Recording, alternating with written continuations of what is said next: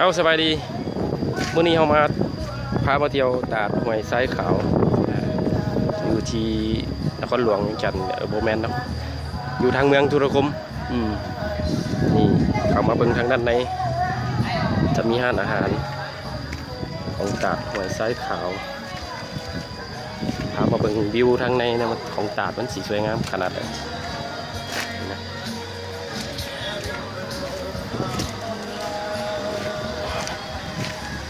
จะมีหินมีน้ำแต่กันยังโบหลายเนาะเพราะว่า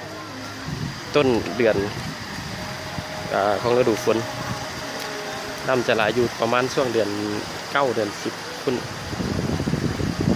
ก็จะบอกมาแบบนั้นเนาะคนก็เริ่มทยอยเข้ามาแล้วค่อนข้างเริ่มหลายแล้วคือวิวของตาดห้วยทรายขาว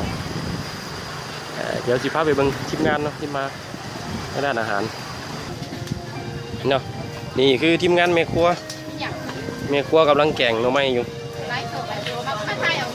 ทีมงานนี่ทีมงานพ่อครัวแม่ครัวกำลังแกงหน่อไม้สดๆนะเปิดหม้อโซ่นี่โอ้เป็นแต่แซ่บขนาดเลยทีมงานต่ำแก้วเพี้ยทีมงานมนแคนนึงนี่ทีมงานมนแคน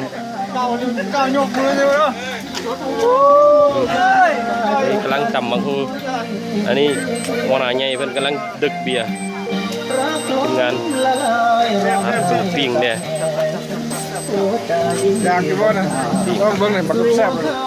อาหารอันนี้เกี่ยวมาพร้อมเนาะนี่คือพ่อครัวเพิ่นในกำลังจำเจียวเฮียยอดเลยใหญ่เป็นไงพามาตาดเนาะจากที่แล้วเขาพาไปทางปักเซบัดนี้เขาพามาทางตาดเมืองธุรคมตาดทรายขาวเนาะมาเบิ่งวิวห้วยทรายขาวเนี่ยวิวที่พระเจ้าอาบน้ำคุณรอกันเด้อมั้ย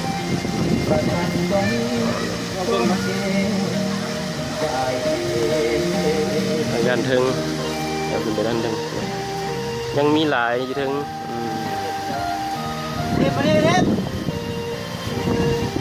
เดี๋ยวที่ขึ้นไปปีนบนก้อนหินเนาะวิวสูงๆนี่เนาะพาย่างขึ้นมาทั้งด้านถึงเบิ่งวิวทั้งบนจอดรถถือว่าหลายเนาะกว้างดีคนกำลังขย้อยมาเดี๋ยวละตุหลายเนาะคนหลายอยู่พาย่างขึ้นไปทางด้านถึง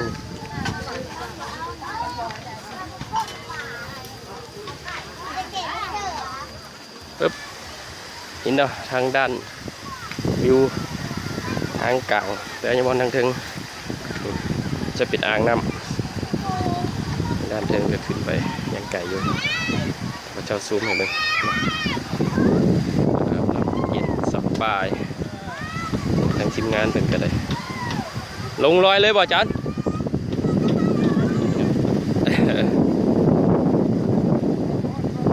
ก่อนบรรยากาศถ่ายรูปวิวค่อนข้างสวยงามดีใต้เขาด้านข้างก็เลยมีตูบนั่งสบายเลย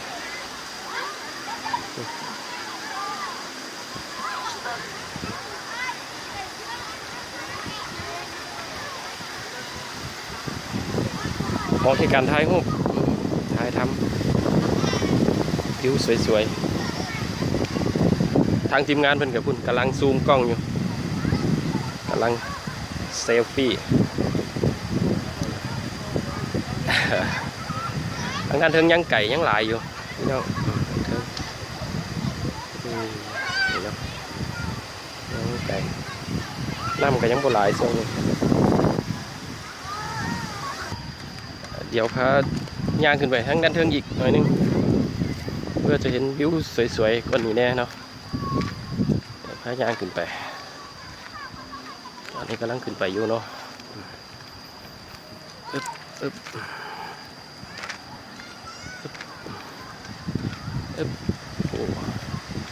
จะเป็นขี้หินเนาะน้ำวนหินมาไหลมาแต่เทิง นี่นะทีมงานก็กำลังย่างเลาะอยู่มุ้ยป่าวะจัน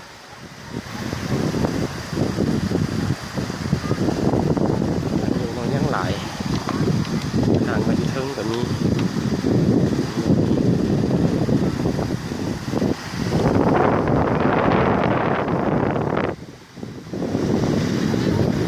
ว่าเป็นมุมขึ้นไปเทิงก็จะเป็นสูงขึ้นขึ้นห้าอาหารจะแนมเห็นได้เลย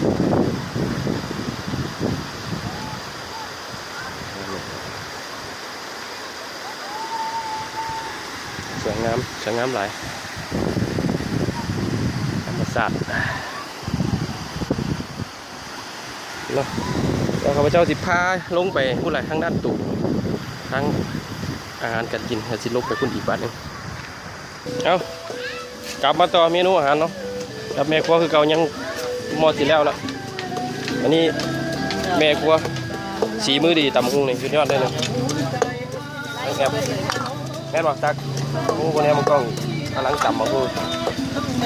กลับมาทีมงานยังกำลังซอยฮีเซลห่างกันอยู่เดี๋ยวนี้น้องนี่เก่าทีมงานบักเก่ามาแล้วยอด เอาไปดูซิมบนจังเสาไล่เด้อไอ้ดูหน้าเรื่องเราโดนซิมบนจังเสาไล่ เราขอเบียร์บ้างจะปองได้ไหมเนาะเมนูเบียร์ก็อยู่นี่สุดยอดเนาะ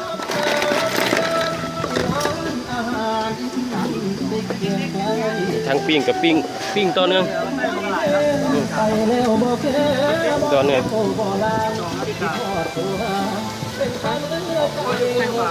ว้าถ่ายวิดีโอแล้ว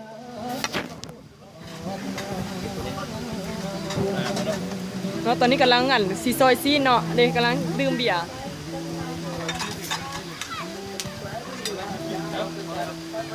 ยินดี5,000 คนเข้ามาเบิ่ง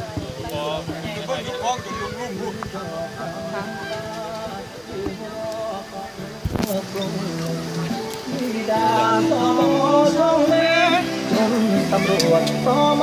แน่นาย อดเพีย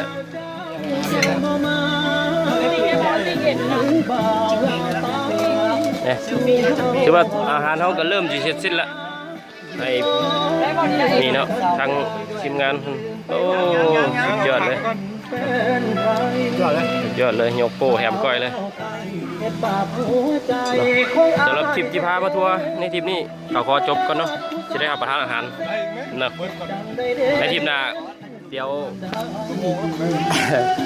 ฝากกดไลค์กดแชร์เนาะในทริปหน้าจะมีคลิปต่อไปสำหรับทริปนี้ขอจบ